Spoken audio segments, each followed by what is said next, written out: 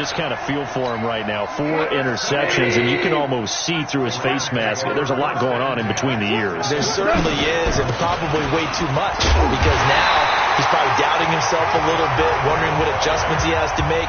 But here's what he needs to do. Get through this game. Go to the press conference, meet it head on, and show your teammates you're ready to shoulder what happened today, and you'll be ready for the next game. And if he can do that as a rookie, that's a great sign of maturity. A second down pass play there, but it's incomplete. Looking for Woods that time, and it's third down. The Rams on third down. They've converted just 2 for 6 thus far. This is 3rd and 10. Now gone, and they'll set up the screen to Gurley.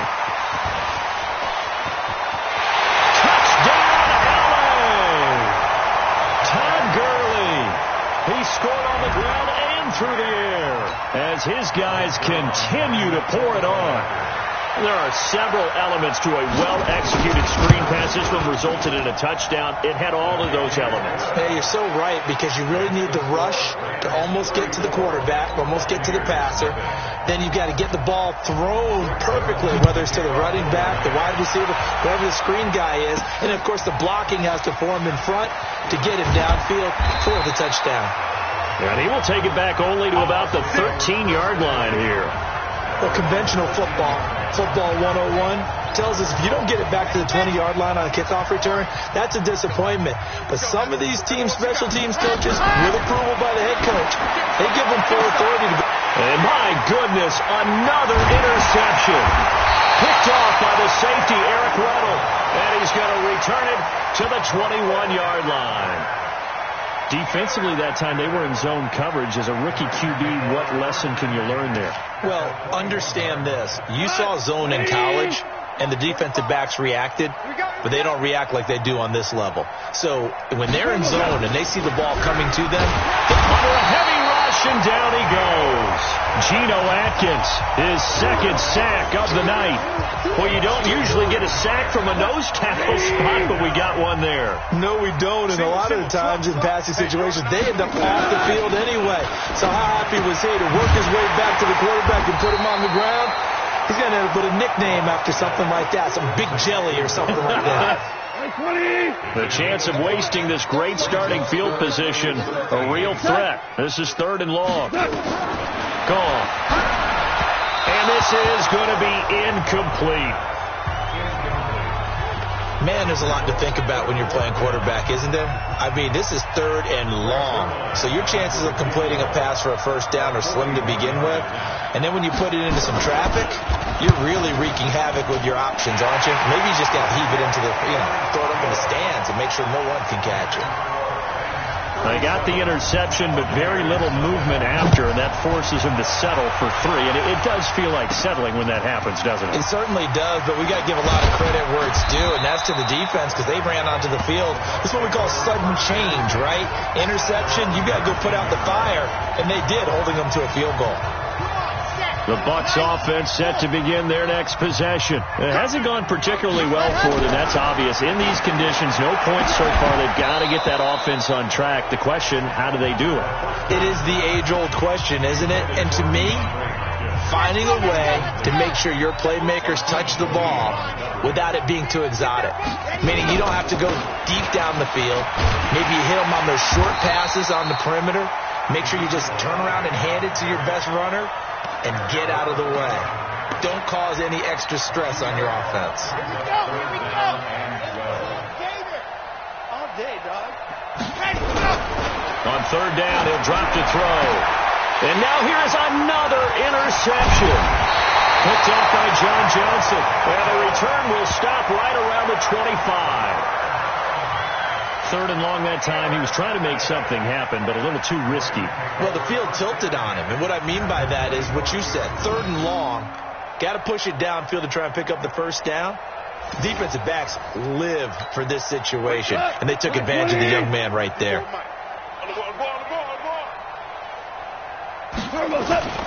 A play fake to Gurley. Now gone. Rush coming, and he's taken down. The #1 pick, Myles Garrett, coming in to drop him. Pass protection has been a problem all night long as they come up facing 2nd and a bundle. They'll fake the handoff. Now gone. Oh, he'll want that one back. Incomplete. He doesn't drop too many in that department. Third down. The Rams on third down. They've converted 3 times in 8 chances. This will be third and a mile. Goff now looks to throw. Nowhere to escape, and he goes down. That's sacked by Khalil Mack.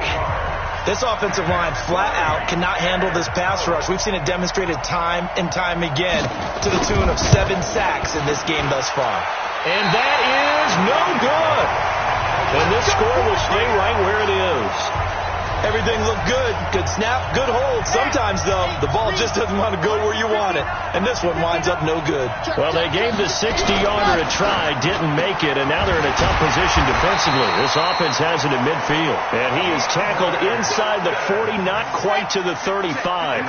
14 yards there and a Buccaneer first down. They'll look to throw here. He finds Hopkins complete. A good gain of 9 before he's brought down at the 28. That last catch short of the marker by just a yard leaves him with a very manageable 2nd and 1. Now the pass, and it's into the arms of Hopkins.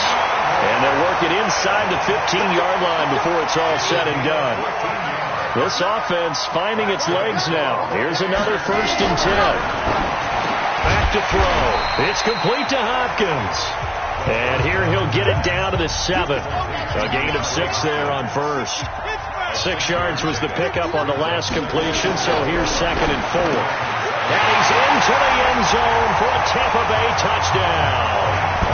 A 7-yard touchdown grab as they are now on the board here in the first half.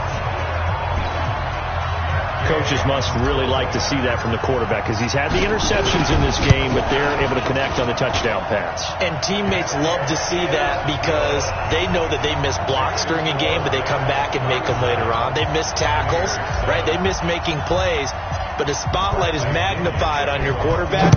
And when he stands up to the pressure and comes back and throws a touchdown pass after throwing some picks earlier, they feel great about that guy. And likewise for him personally as a rookie quarterback. Set to begin their next drive, the Rams offense at the line. And thus far, the weather has not slowed this offense down one bit. They've looked good so far in the first half. They certainly have. And think back to our meeting with the head coach. And we asked him because we saw the forecast for this game, didn't we? We said, hey, have you prepared for this? And he talked about the different drills that they've done in adverse conditions, the wet ball drills, things of that nature. He said, I don't think it's going to slow us down much. We tend to handle it pretty well, and he's been right. And, he took that in one-handed. What a grab. And he'll be upended at the 28-yard line. Just a 3-yard gain there. The Rams on third down. They've converted a third of their opportunities, 3 for 9. This is 3rd and 7. And we've hit the 2-minute mark in this first half of action. A reminder, coming up at halftime, while the two of us head for warmer areas of the press box, we'll be sending you to Orlando, where Jonathan Coachman will have highlights and analysis of this first half. Man open, it's Kupp. He's got it. And he's able to get the first before he's taken down at the 36. A Ram first down as Goff finds Kupp. So from the 36 now, 1st and 10. Throwing again is gone. And that's complete to Cooks. And he slips up past the 45 before being tackled. It's a gain of 11 and a first down L.A. A couple of first